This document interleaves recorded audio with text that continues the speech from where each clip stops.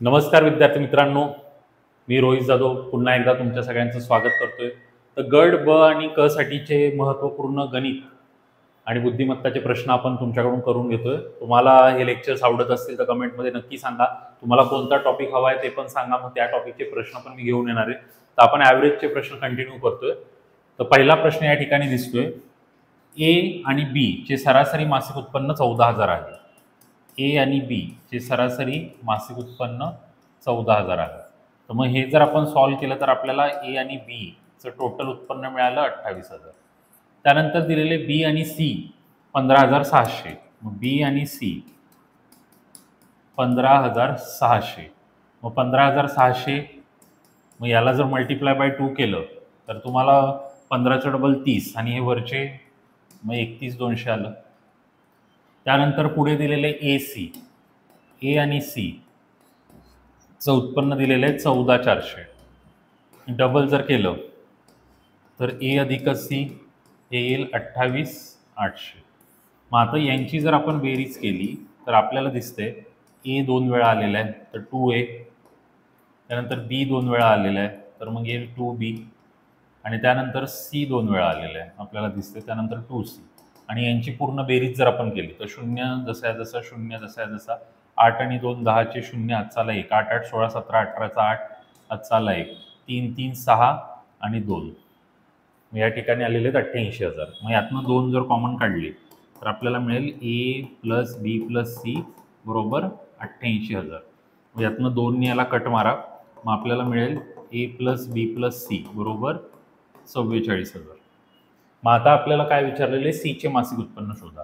आता A B C आपल्याला मिळालेलं आहे, ए बी सी मिळालेलं आहे आणि बी सीची व्हॅल्यू आपल्याला माहिती आहे 31,200. या बी सीच्या जागी जर आपण 31,200 जर टाकलं तर ते इकडे जाऊन वजा होईल. मग 44 मधनं जर 31,200 वजा केलं तर आपल्याला ए ची सॅलरी मिळेल, सॉरी आपल्याला सीची काढायची. मग सीची काढायची तर मग ए बी वजा करावं लागेल. म्हणजे इथे 31,200 न वजा करता, म्हणजे मोस्ट ऑफ द कधी कधी ए ची सॅलरी सांगतात त्यामुळे मी एचं दाखवलं तुम्हाला, पण सी ची सॅलरी विचारली. मग सी ची सॅलरी विचारली तर त्यातनं काय वजा करायला लागेल, ए बी. मग ए बी आपल्याला दिलेलं आहे 28,000. मग हा 28,000 तिकडे जाऊन काय होईल, वजा होईल. मग 28,000 मध्ये 38, 39 40 41 42 43 44 म्हणजे काय येणार, 16,000 येणार. यांची वजाबाकी केल्यावरती तुम्हाला सी ची सॅलरी मिळून जाईल 16,000.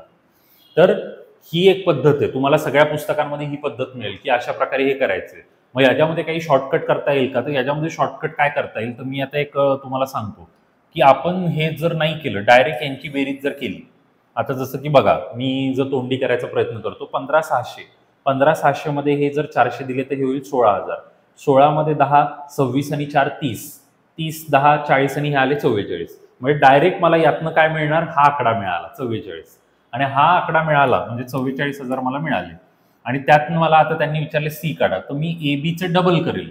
ए बीचं डबल केलं 28 आणि मग 28 यातनं वजा केलं. 0 0 0 14 8 गेले 6 आणि 3 2 गेले, मग हे आलं तुमचं 16,000. हे झालं उत्तर. तर हा शॉर्टकट तुम्ही वापरू शकता परीक्षेमध्ये, बाकी याला कुठला शॉर्टकट नाही. हे रिअल मेथड. आणि एक शॉर्टकटमध्ये काय करायचं परत सांगतो, शॉर्टकटमध्ये काय करायचं, 1 2 आणि 3 यांची बेरीज केली, बेरीज लिहिली, बेरीज लिहून घेतली, आणि मग कोणाचं उत्पन्न विचारलेलं ते बघा. आता एचं विचारलं असेल तर बी सी ला डबल करून वजा करायचं, जर बीचं विचारलं असेल तर एसी ला डबल करून वजा करायचं. मग ते डबल का करतो आपण, कारण त्याची मूळ रक्कम काढायला, कारण ही सरासरी असते. मग अशा पद्धतीने तुम्ही करू शकता. बघून घ्या, तुमचा रिस्पॉन्स खूप गरजेचा आहे. मी व्हिडिओ टाकतोय, तुम्ही बघताय, पण कमेंटमध्ये काही सांगतच नाहीये, तर कसं कळणार की तुम्हाला काय पाहिजे. रिझनिंग पण स्टार्ट करायचंय का मिक्स क्वेश्चन पाहिजे, तुमचं अभिप्राय, तुमची मतं नोंदवा. चला आता बेस्ट क्वेश्चन आहे हा बघा. गट क ब सगळीकडे हा येऊ शकतो, आधी पण येऊन गेलेला आहे, SSC वगैरे मध्ये खूप ठिकाणी हा प्रश्न आलेला आहे. सर्व कामगारांचे सरासरी पगार 16,000. सर्व कामगारांचे सरासरी पगार 16,000. त्यापैकी 7 व्यवस्थापक आहेत, त्यांचा सरासरी पगार आहे 24,000 आणि बाकीच्यांचा सरासरी पगार आहे 12,000. तर त्या संघामध्ये एकूण किती कर्मचारी काम करतात, टोटल एम्प्लॉई किती आहेत ते आपल्याला काढायचे. तर आता याला करायच्या पण पद्धती आपल्याकडे आहेत, पण आता सगळ्यात पहिली बेसिक पद्धत जर आपण बघितली तर टोटल एम्प्लॉई आपण एक्स पकडले, तर एक्स मधले तुमचे 7 व्यवस्थापक आहेत, एक्स मधले 7 व्यवस्थापक आहेत, तर इतर किती असतील, एक्स वजा 7. मग आपल्याला इक्वेशन बनवायचं कसे, सर्व कामगार, मग सर्व कामगार एक्सेप्ट त्यांचा पगार आहे 16,000, सर्व कामगारांचा पगार 16,000 आहे. तर त्यातले 7 व्यवस्थापक आहेत, 7 व्यवस्थापकांचा पगार आहे 24,000. आणि बाकीचे मग कोण, बाकीचे हे आले x-7.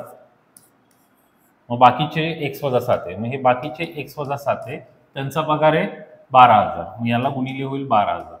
मग आता सिंपल आहे, या एक्स मध्येच हे आपण यांचे 2 विभाग केलेले आहेत. म्हणजे हा पगार आणि हा पगार दोन्ही काय असेल, सेम असेल. मग आपल्याला हे सॉल्व्ह करायचं. मग इथे 16,000 एक्स येतील, इथे आता 24 गुणिले 7 तुम्हाला करावं लागेल. 3 शून्य जसे 7 चोक 28, 7 दुनी 14, 2 16, 12 एक्स इथे आला, 12 7 84. आता या ठिकाणी सॉरी इथे शून्य लिहायचे राहिले, 12,000 एक्स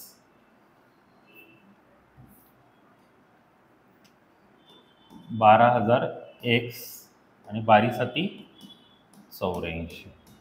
तर आता काय होईल, हा 12,000 एक्स इथून मायनस झाला, तर इथे येईल 4,000 एक्स आणि 168 म्हणून 84 गेले. 84ची दुप्पट 168 असते, म्हणजे इथे काय राहील, 84च राहील.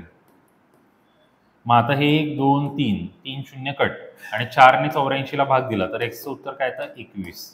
म्हणजे टोटल एम्प्लॉई किती असतील त्यांच्याकडे, 21. आता थोडंसं आपण जर डोकं लावून आपल्याकडे वेगवेगळ्या टेक्निक काय आहेत, आता वेगवेगळ्या टेक्निक म्हणण्याचा जर विचार केला तर आता इथे 7 दिसतोय, तर या 7 वरनं थोडंसं डोकं जर मी वापरलं तर 7च्या पाड्यातली एकच संख्या पर्यायामध्ये 21. मग काही जण म्हणतात असं कसं, त्याच्यामागे खूप मोठं रामायण असतं, पण त्यासाठी कन्सेप्ट क्लिअर असावे लागतात. म्हणजे आपण अंदाज पंचे मग मूड आला म्हणून उत्तर काढलं तसं नाही चालत. आता हे गणित आम्ही पूर्ण म्हणजे असं म्हणू शकतो की एवढं डिटेलिंगमध्ये केलेलं असतं, त्याच्यामध्ये एवढे बारकावे असतात की त्यावरनं आम्हाला कळतं की हे आन्सर येऊ शकतो. मग मुलांना कसं कळेल, प्रॅक्टिसने. तुम्हाला जास्तीत जास्त अशा टाईपचे प्रश्न करावे लागतील. आता ते 21 कसं काय आलं, डायरेक्ट कसं येऊ शकतं, त्यासाठी एक मेथड आहे माझ्याकडे, त्याला मिक्सचर एलिगेशन म्हणतात. ती मी तुम्हाला दाखवतो, मग त्यातनं तुम्हाला अंदाजा येईल. आता मिक्सचर एलिगेशनमध्ये आम्ही काय करत असतो, नॉर्मली ज्या ठिकाणी 3 किंमती दिलेल्या आहेत, आता जसं इथे दिलेले 16,000 आणि इथे दिलेले 24,000 आणि 12,000, तर 3 किमती दिलेल्या आहेत आपल्याला. एक मोठी आहे, एक मधली आणि एक छोटी आहे. मग आपल्याला काय करायचंय, आता मोठी आहे 24, 1000 नाही घेत मी, 24. मधली आहे 16, मधली आहे 16 आणि छोटी आहे 12. 24 मधनं 16 गेले 8 आणि हे किती आले 4. मग 8 आणि 4चा रेशो आला 2:1. मग आता हा 2:1 रेशोनी मला काय कळणार आहे, 2:1 रेशोनी काय कळेल, ही 2 लोक आणि ही 1 लोक, म्हणजे टोटल झाले 3.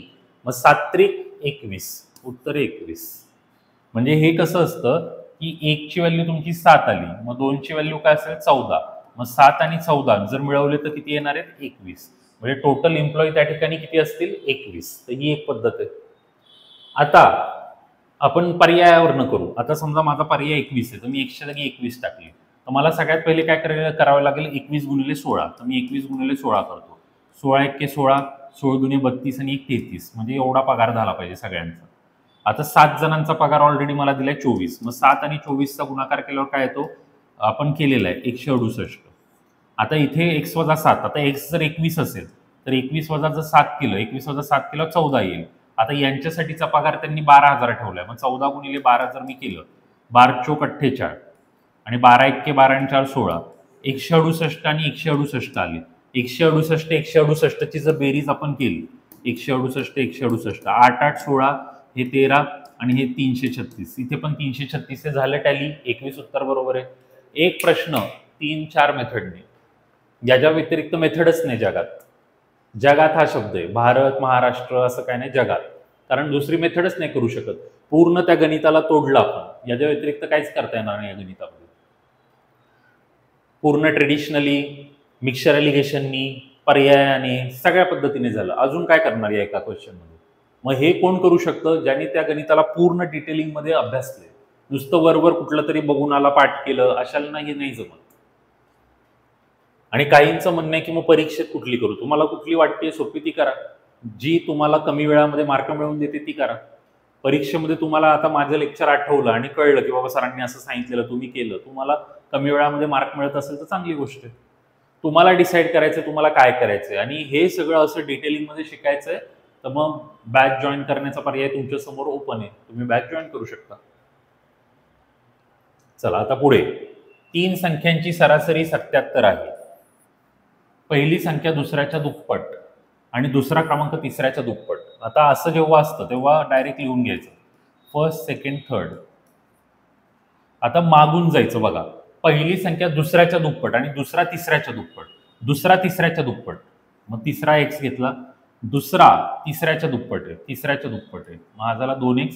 पहिली दुसऱ्याच्या दुप्पट, मग पहिली याच्या दुप्पट, मग ही झाली 4x. झाला, हिशोबच झाला. आता या तिघांची सरासरी किती दिलेली? 77. आता 2, 4 आणि 2, 6 आणि 7, 7x आणि इथे 3 आहे, हे 77 आहे. 7 ने इथं कट मारला 11, 11 आणि 3, 11 त्रिक किती येतील? 33. तर आता आपल्याला पहिला क्रमांक शोधायला सांगितलेला आहे. आता मग मुलगा काय करतो? x. सर 33 चुकलं, पहिला क्रमांक 4x आहे, आपला x आलेला आहे, आपण जे काढलं ते x काढलं, हा जो 33 आहे तो x आहे, मग आपल्याला 4x काढायचे, म्हणजे आपल्याला 4 गुणिले 33 करायचे. 4 त्रिक 12, 4 त्रिक 12 आणि 13, मग हे झालं तुमचं उत्तर, जे की इथे दिसते 132. आता याच्यामध्ये शॉर्टकट काढून दाखवू का? आपल्याकडे शॉर्टकट आहे, हे असं जर नसेल करायचं तर शॉर्टकट काय आहे? पहिली संख्या 4x आहे, 2x आहे, x आहे, तर हे बघितल्यावरच डोक्यात आलं पाहिजे की पहिली संख्या 4 गुणिले काहीतरी आहे. मग 4 गुणिले काहीतरी म्हणजे ती 4च्या पाड्यात असली पाहिजे. 4 पर्यायापैकी 4च्या पाड्यात असणारी संख्या फक्त एकच आहे, 132, बाकी कुठलीच नाही. 66 4च्या पाड्यांनी म्हणजे 4ने भाग नाही जात, 33ला 4ने भाग जात नाही ना, 77ला. झालं हिशोब क्लिअर. गणिताला अवघड म्हणणाऱ्यांसाठी हे दाखवतोय मी की गणित अवघड नसतं, आणि मग सर अवघड गणित आलं तर ते सोडवायचं नसतं, कारण एवढं अवघड गणित आपल्याला टाइम लिमिटमध्ये सॉल्व्ह करता येणार आहे का परीक्षेमध्ये?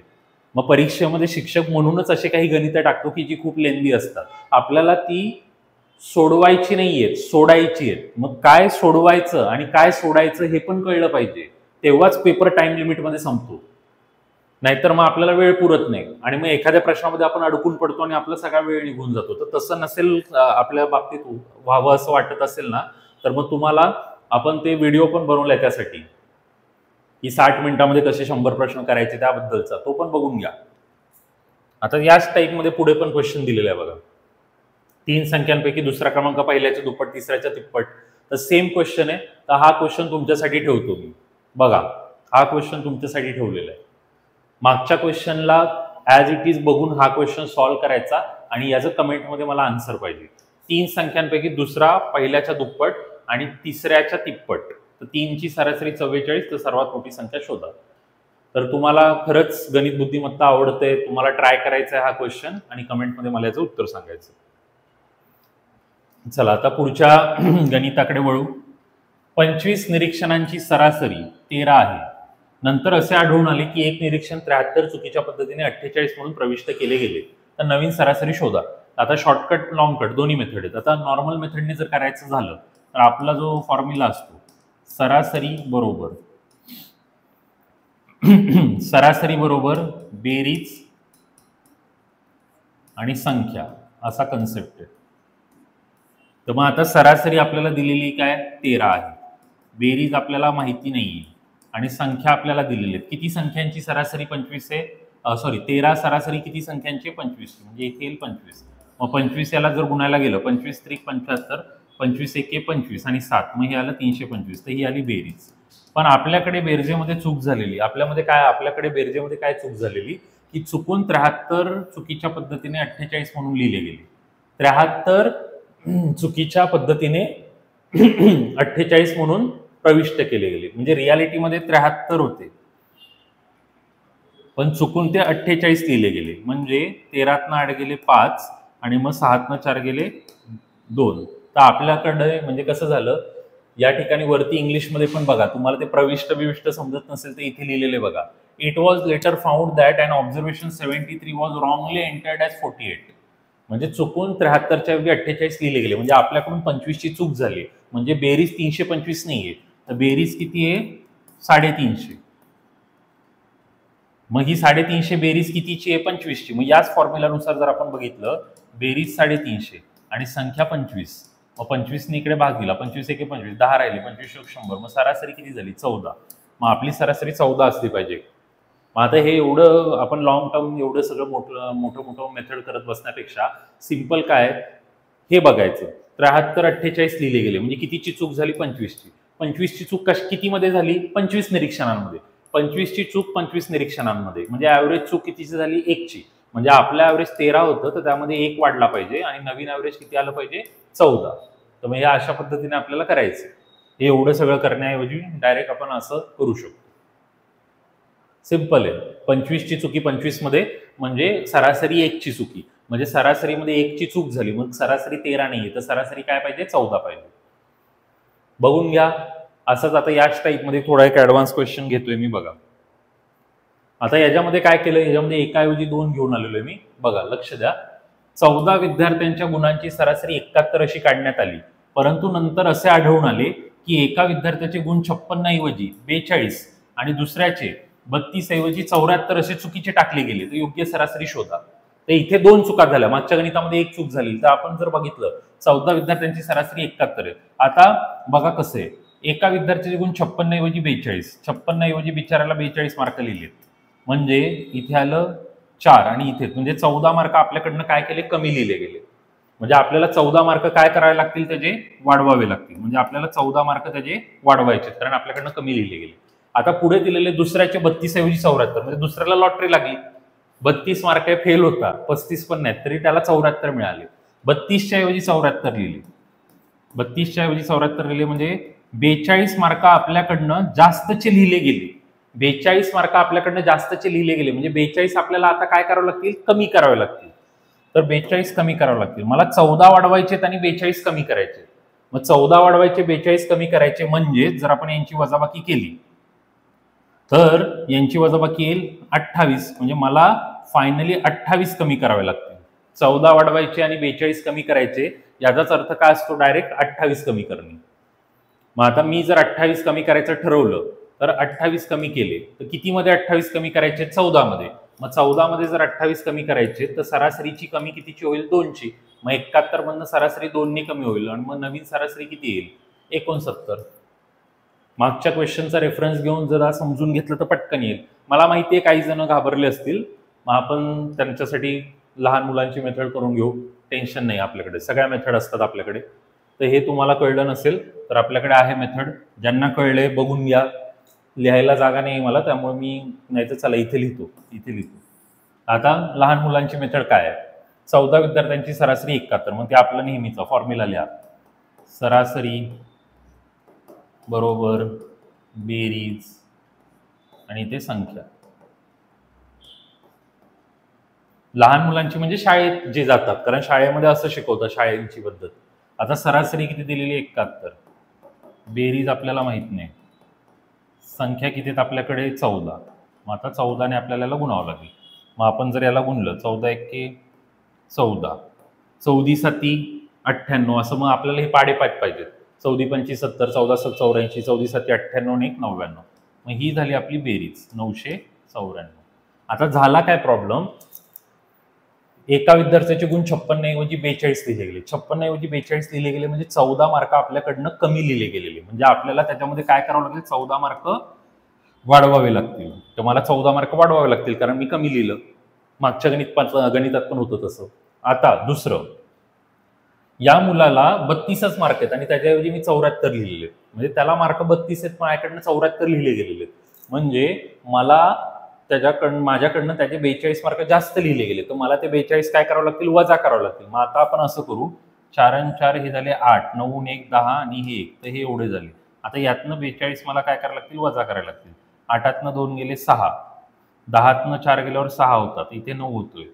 मग हे 966 होतात तुमचे. मग आता 966 तुमची बेरीज आहे आणि संख्या तुमच्याकडे काय आहे? 14. मग आपण बघितलं 14 साती 98चा भाग तर नाही जाणार. मग आपल्याला 14 सख 84चा भाग द्यावा लागेल. 14 सख 84 मग 12 126 राहिले. मग 126 राहिल्यावरती 14 90 म्हणजे हे उत्तर आलं 69. तर इथे आपल्याला गुणाकार भागाकार खूप वेळ जातोय. मग हे कसं? ओरली. आणि हे समजणं खूप गरजेचं आहे. मुलांना हे कळत नाही. 14 वाढवायचे आणि 42 कमी करायचे. 14 वाढवायचे 42 कमी करायचे म्हणजेच 28 कमी करायचे. ही स्टेप खूप लोकांना कळत नाही. हे कळलं की बाकी सिंपल आहे सगळं, हे कळलं पाहिजे. फक्त बघून घ्या व्यवस्थित, वेळ लागेल तुम्हाला बघण्यासाठी समजण्यासाठी तर चेक करा, काही प्रॉब्लेम नाही.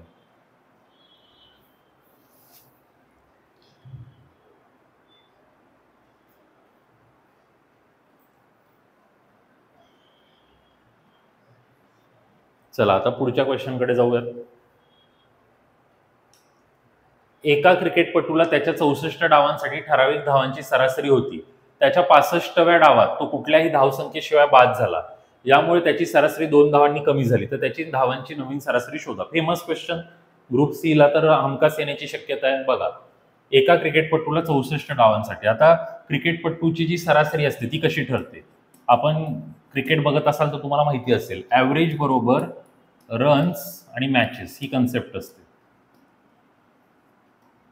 तर आता ॲव्हरेज 64 डावांसाठी ठराविक धावांची सरासरी होती, म्हणजे एक्स आणि रन्स माहीत नाही आणि मॅचेस किती आहेत? 64.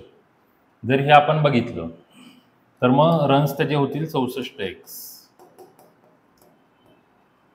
आता परत पुढे काय झालं, त्याच्या 65व्या डावात तो कुठल्याही धावसंख्येशिवाय बाद झाला. आता बघा स्टोरी, ॲव्हरेज परत तेच लिहितो मी, रन्स आणि मॅचेस. आता काय झालं, 65व्या डावात तो कुठल्याही धावसंख्येशिवाय बाद झाला, त्यामुळे त्याची सरासरी 2 ने कमी झाली, म्हणजे ॲव्हरेज आता काय झालं, x-2 झालं आणि रन्स, आणि या ठिकाणी 64च्या ऐवजी काय होणार आहे, 65, कारण एक मॅच एक्स्ट्रा खेळली गेली. मग आता हे जर मी गुणिले केलं तर हे येईल 65x आणि 65 दुनी येतं 130. तर आता कॉमन सेन्स आहे, हे रन आणि हे रन सेम असतील. काही जण म्हणतील कसं काय म्हणजे शून्यावर आउट झालाय. आता बघा, समजा एक मी उदाहरण देतो, रोहित शर्माला 10,000 रन करायला 10 रन कमी आहेत आणि तो शून्यावर आउट झाला. मग पुढच्या मॅच मध्ये पण काय असेल, त्याला 10,000 रन करायला 10 रन कमी आहेत, म्हणजे डाव जरी वाढला तरी रन तेच राहतील. मग तसंच या बाबतीत झाले, म्हणून हे रन सेम आहेत. मग ह्यांना तुम्हाला समोरासमोर लिहावं लागेल. म्हणजे आपली स्टेप काय येईल, 64x बरोबर 65x आणि 130. मग हा इकडे वजाला आला, हा इकडे गेला, मग हे आलं 130. तर आपल्याला नवीन सरासरी, आता मुलगा घाई गडबडी त्याला क्लिक करतो, चुकलं, कारण इथे म्हटलंय नवीन सरासरी शोधा. मग नवीन सरासरी काय आहे, नवीन सरासरी 2 ने कमी झालेली, ही आहे नवीन सरासरी. मग 130 मधनं आपल्याला काय करायला लागतील, 2 वजा करायला लागतील. मग नवीन सरासरी तुमची काय येणार आहे, 128. मग आता काही जण म्हणते सर शॉर्टकट आहे का? आहे, शॉर्टकटला असतो ना आपल्याकडे. मग शॉर्टकट काय आहे तर बघा, मी माझ्या एका शॉर्टमध्ये हा शॉर्टकट अशा टाईपचं शिकवलंय, तुम्ही बघितलं असेल तर बघा. आता इकडे बघा, 64 मॅचची काही सरासरी होती x, एक मॅच त्यांनी खेळली, 65 मॅच झाल्या. 65 मॅच झाल्या त्याची सरासरी 2 ने कमी झाली आणि आता x-2 झाली. तर 2ची कमी किती मॅच मध्ये, 65 मध्ये. 65चं डबल केलं, काय आलं, 130. संपला हिशोब. पण मग फक्त हे समजलं पाहिजे की 130 ही जी होती ही काय, जुनी सरासरी आहे. मग आत्ताची सरासरी करायची तर यातनं 2 वजा करायचे. मग 130 मधनं 2 वजा केल्यावर काय उत्तर येईल, 128. सगळे टॉप लेवलचे क्वेश्चन आहेत. एक्झाम मध्ये हे प्रश्न तुम्हाला पाहायला मिळणार आहेत, बाकी कुठे भेटणार नाही, एक्झाम मध्ये सापडणार. काही जण विचारतात कमेंटमध्ये, सर तुम्ही कुठल्या पुस्तकातून प्रश्न आणलेत? आपले प्रश्न जे असतात ते एक्झाम मध्ये येतात डायरेक्ट, पुस्तकातले विस्तकातले नाही, डायरेक्ट एक्झाम मध्ये येतात. चला आता पुढे बघू आपण. झालंय हे, आता पुढचा क्वेश्चन घेऊ. याच्या PDF वगैरे सगळं मिळेल तुम्हाला, तुम्ही फक्त कनेक्ट व्हा. तुम्हाला डिस्क्रिप्शन मध्ये आपला नंबर असेल, व्हॉट्सअपला मेसेज टाका, टेलिग्राम जॉईन करून घ्या, सगळ्या ठिकाणी आपल्याला हे मिळणार आहे. आता हा माझा फेवरेट क्वेश्चन.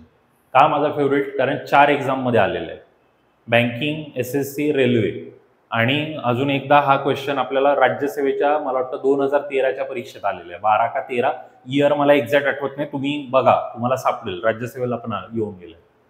क्रिकेटपटूची गोलंदाजीची सरासरी 12.4 होती. 26 धावात 5 विकेट घेतल्यावर गोलंदाजाची सरासरी 0.2 ने सुधारते. शेवटच्या सामन्यापूर्वी त्यांनी घेतलेल्या विकेट्सची संख्या शोधा. फुल फेमस क्वेश्चन. नंबर फक्त बदललेले असतात. खूप ठिकाणी हे प्रश्न येऊन गेलेले आहेत. जसं मी तुम्हाला 4 एक्झामची नावं तर समोरासमोरच सांगितली. 5व्याचं मला वाटतं UPSC ला पण आलेलं आहे एकदा, 4-5 एक्झाम मध्ये आलेलं आहे. आता ह्यामध्ये ना सगळ्यात जास्त महत्वाचं काय आहे, मुलाला बॉलरची सरासरी कशी काढायची हे माहित नसतं. आता याच्या आधीचा प्रश्न होता बॅट्समनची सरासरी. बॅट्समनची सरासरी कसं काढतो आपण, की तो किती मॅच मध्ये किती रन करतो. तर मुलांना वाटतं बॉलरची सरासरी कशी असते, की तो किती मॅच मध्ये किती विकेट काढतो. तसं नाहीये, बॉलरची सरासरी वेगळी असते.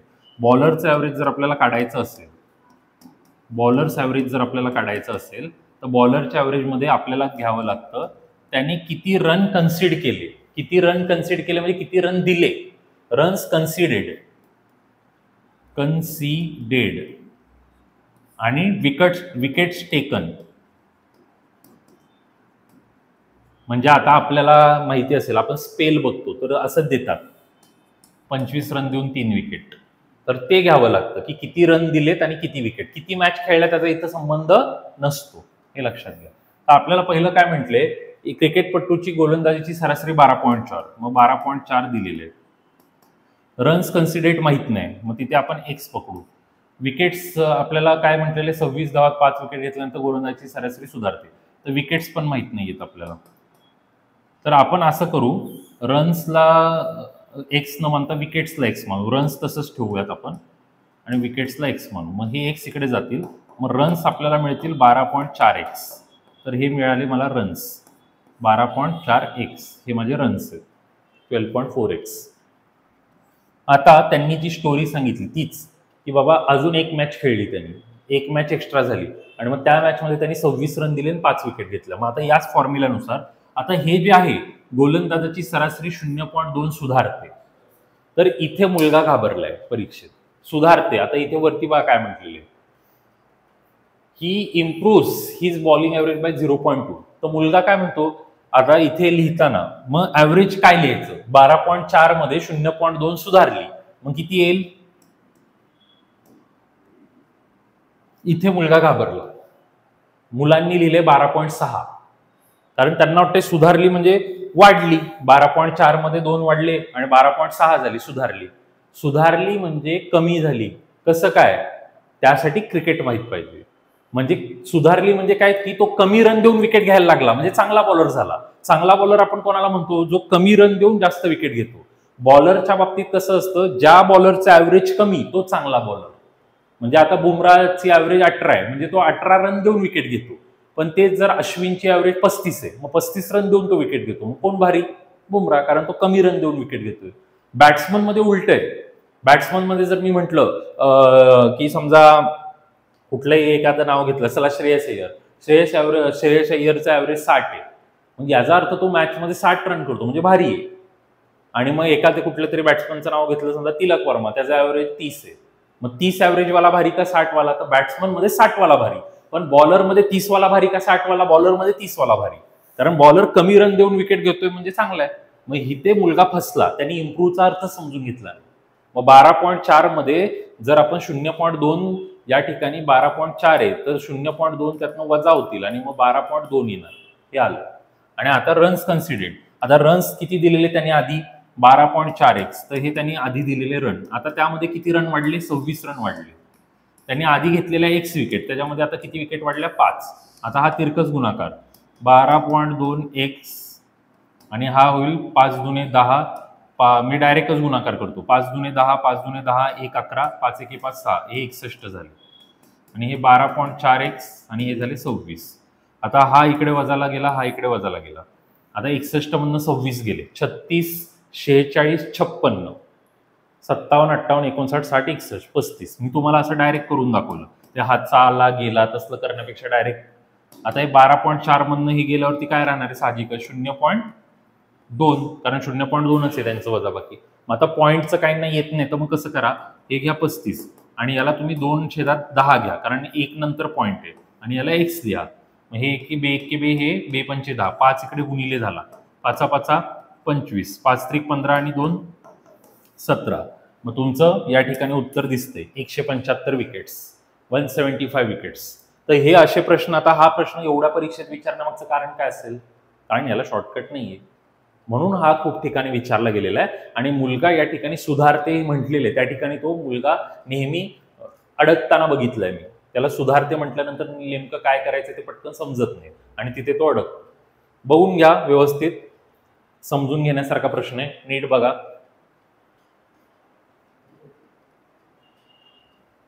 बघून घ्या. अजून प्रश्न हवे असतील तर अजून पण आहेत आपल्याकडे. बघा, तुम्हाला किती क्वेश्चन करवायचे हे तुमच्यावर आहे. तुमचा इंटरेस्ट असेल तर जास्तीचे क्वेश्चन. आता हा क्रिकेटचाच आहे, हा मग वाटलं तर नंतर करू. हा एकदम इझी क्वेश्चन आहे, हा करून घ्यायचाच झाला. हा एक करून घेऊ. बघा काय आहे. 5 सदस्यांच्या कुटुंबात सध्या सरासरी वय 33 वर्ष आहे. सर्वात धाकटा 9 वर्षाचा आहे. सर्वात धाकट्याच्या जन्मापूर्वी कुटुंबाचे सरासरी वय किती होते? आता 5 सदस्य म्हटलेले, तर 5 सदस्य मी सिंपल घेतलं ABCD, ABCDE, आणि या 5 जणांचं सरासरी वय 33 आहे असं म्हणतात ते. मग आता आपण जर हे 5 इकडे घालवले तर A plus B plus C plus D plus E, 3 15, 3 15, हे झाले 165. आता सर्वात धाकटा 9 वर्षाचा आहे. आता समजा ई हा सगळ्यात धाकटा पकडू आपण, याचं वय 9 पकडू. मग याचं वय 9 यातनं जर वजा केलं मी तर ABCD हे 4 जण राहतील. आता याच्यातनं जर 9 वजा केले आपण 156 येईल. बरोबर. तुम्हाला 15 मधनं 9 गेल्यानंतर किती राहतात? 6 राहतात आणि 1 कमी झालं, 156 आले. मग आता हे 4 जणांचं 156 वय झालेलं आहे. मग आता ह्याची जर आपण सरासरी एज जर काढलं तर तुम्हाला काय विचारले? सर्वात धाकट्याच्या जन्मापूर्वी कुटुंबाचे सरासरी वय काय होते? आता आपण याची जर सरासरी काढायचं ठरवलं तर 4 जणांचं 156 आहे. मग सरासरी काढणार म्हणजे याला काय करणार? डिवायडेड बाय 4 करणार. मग 4ने जर याला भाग दिला तर 4 त्रिक 12, 13 14 15 म्हणजे 3 राहिले. मग 3 4 9 36, मग हे 39 आलं. मग आता इथे 39 दिसत नाही का? कारण हे आजचं आलं. हे जे 39 आलेले हे कधीचे? आजचे. पण आपल्याला कधी विचारलेले? जन्मापूर्वी. मग आता हा जन्मला कधी? 9 वर्षापूर्वी, कारण 9 वर्षाचा आहे. मग यामधनं जर 9 वजा केले तर मग जन्मावेळेसचं काय येणार आहे तुमचं? 30 येणार. डायरेक्टली तुम्ही असं करू शकता. तर काही जण मग असं कधी कधी कन्फ्यूज होतात. आता सिंपल आहे, त्याचं 9 वर्ष होतं म्हणून 9 त्यामधनं मायनस केलं. 9 मायनस केलं 156 आलं. 156 आलं, डिवाइड बाय 4 केलं 39. आता याच्यामध्ये एक वेगळी पद्धत पण आहे की जेव्हा ABCD, आता ABCD तुमचा 156 आला तर हे आजचे, तर 9 वर्षापूर्वी जेव्हा मी म्हणेल तर मग यातनं 9 कमी होतील, यातनं 9 कमी होतील, 9 कमी होतील, 9 कमी होतील. मग चौघांमधनं 9 9 9 9 कमी झाले म्हणजे 36 कमी झाले. मग यामधनं जर 36 आपण कमी केले तर हे 120 येईल. मग आता 4 जणांचं 120, 4 जणांचं 120 येते, तर मग ह्याला जर कट केलं तर काय येईल? 30 येणार. मग असं आपण करू शकतो. कुठलीही पद्धत तुम्ही वापरा, तुमचं उत्तर येणार आहे. अजून पुढचे काही क्वेश्चन तुम्हाला पाहिजे असतील तर अजून पण आहेत. मी क्वेश्चन भरपूर घेऊन येणार आहे, पण मला रिस्पॉन्स तुमचा पाहिजे. बघा, हा एक इम्पॉर्टंट क्वेश्चन आहे, याला पण आपण करू शकतो. आता जसं मी एक मेथड सांगितलेली, मिक्सचर ॲलिगेशन पण करता येईल. हा तर एकदम फेमस क्वेश्चन आहे. हा क्वेश्चन तुम्हाला पाहिजे असेल तर कमेंटमध्ये मला सांगा, तुम्ही ट्राय करा सॉल्व्ह करायचा. एक क्वेश्चन मी तुम्हाला करायला दिलेला आहे, तो क्वेश्चन करा. हा पण तुम्हाला जमला तर करा. हा क्वेश्चन मला सगळ्यांकडनं हवा आहे जो मी मध्ये दिलेला आहे. मला सॉल्व्ह करून पाहिजे, कोण काय काय उत्तर देते. चला मग आजच्या सेशनमध्ये एवढंच घेऊ. तुमचा रिस्पॉन्स वाढवा, मी नंबर ऑफ क्वेश्चन्स वाढवेल. धन्यवाद.